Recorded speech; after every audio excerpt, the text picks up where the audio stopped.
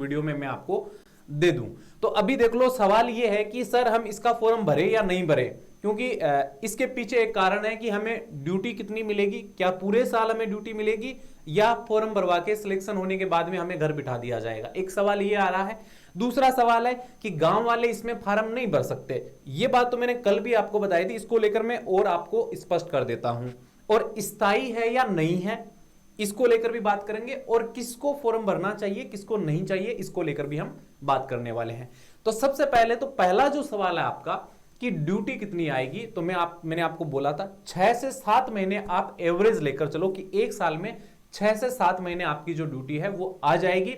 और ड्यूटी राजस्थान में कहीं भी आ सकती है, साथ में बाहर की स्टेट में भी आपको भेजा जा सकता है। इस बात का आप जरूर ध्यान रखना। जैसे चुनावी सभाएं होती है, रैलियां होती है, तो उन जगहों पर भी आपको भेजा जाता है और आपातकालीन स्थिति में कहीं भी आपको भेजा जा सकता है, यानी होम गार्ड का यूज कहीं भी किया जा सकता है। एक सवाल ये हो गया। दूसरा मैं आपको देखो एक बताऊं कि इस होम गार्ड की वैकेंसी के अंदर 2 तरह की पोस्ट होती है, बल्कि 3 तरह की पोस्ट होती है। जैसे आपका सिलेक्शन तो होम गार्ड के तौर पे होता है, तो आपको होम गार्ड की ड्यूटी मिल सकती है। उसके बाद में आपको किसी भी कार्यालय के अंदर जो आपका गृह जो आपका विभाग है उसके किसी भी कार्यालय के अंदर आपको ड्राइवर की पोस्ट भी दी जा सकती है अगर आप अच्छे ड्राइवर है तो। और आपको चतुर्थ श्रेणी कर्मचारी की पोस्ट भी दी जा सकती है। अगर आप चतुर्थ श्रेणी कर्मचारी बन जाते हो तो आपकी ड्यूटी फिर परमानेंट की तरह रहती है, यानी पूरे साल आपको ड्यूटी मिल जाती है, कोई दिक्कत वाली बात नहीं होती है। ड्राइवर जो बनते हैं उनको भी अमूमन मतलब ड्यूटी मिल जाती है, कोई ज्यादा परेशानी नहीं होती है। जो होमगार्ड पे सिलेक्ट होते हैं उनकी जो ड्यूटी है उसकी कोई गारंटी नहीं होती है कि 6 महीने मिले, 10 महीने मिले या 8 महीने मिले। ये बात क्लियर हो गई। और वेतन के बारे में मैंने आपको बता दिया था, ठीक है। 590 और 600 कुछ करके आपको पैसे जो है वो दिए जाते हैं। एक सवाल ये भी है कि महिलाओं को इसमें आवेदन करना चाहिए या नहीं करना चाहिए, और कहां पर महिलाओं को ड्यूटी दी जाएगी, इसको लेकर भी हम थोड़ी सी बात कर लेते हैं। तो जो केंद्र है, केंद्र मतलब यह है कि जिला स्तर पर महिलाओं को फॉर्म भरना चाहिए, कोई दिक्कत वाली बात नहीं है, क्योंकि वहां पर आपको वहीं उसी जिले के अगर आप निवासी है या जिला शहर के अंदर आप रह रहे हैं तो आप फॉर्म भर सकते हैं, वहीं आपको ड्यूटी मिल जाएगी। कोई ज्यादा भागदौड़ परेशानी वाली बात मुझे नजर नहीं आती है। अगर आपको बहुत ही ज्यादा जॉब की जरूरत है तब आप आवेदन कर सकते हैं।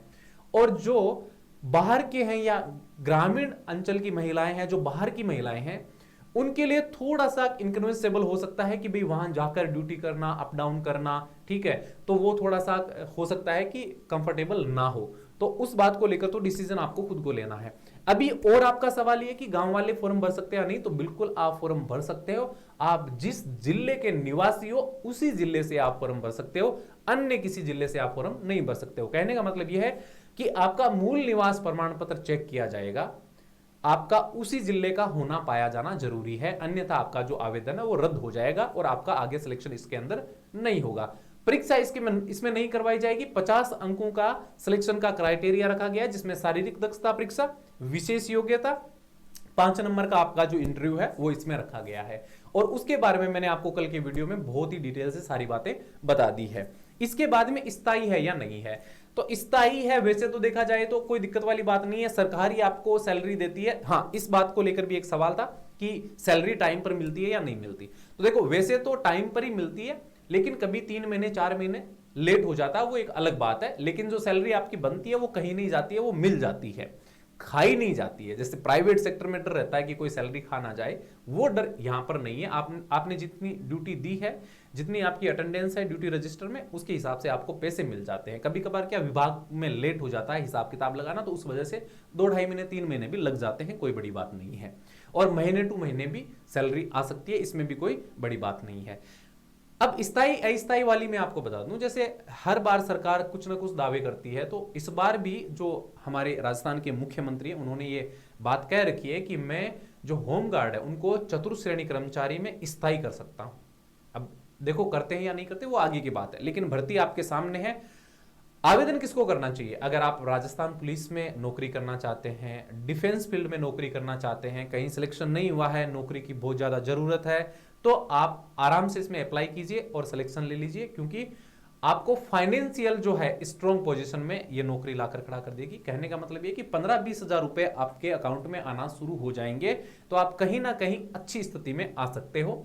हाँ, अगर आपका सिलेक्शन हो जाता है किसी दूसरी नौकरी में, तो आप जब चाहो छोड़ सकते हो, कोई दिक्कत वाली बात नहीं है। ये नहीं है कि लगने के बाद में आप इसको छोड़ नहीं सकते हो, कोई बड़ी बात नहीं है, आप छोड़ सकते हो। डिपेंड करता है कि आप कब तक नौकरी इसमें करते हो, ठीक है। बाकी सीधा सीधा किसी को नहीं निकाला जाता। अगर आप बहुत ज्यादा लापरवाही करते हो, ड्यूटी पर नहीं जाते हो, कभी कभार जाते हो, बुलाते हैं नहीं जाते हो, तब हो सकता है कि आपको निकाल दिया जाए, वो एक अलग फैक्टर है। बाकी कोई दिक्कत नहीं है। मैंने सारे सवालों के जवाब आप लोगों को दे दिए हैं।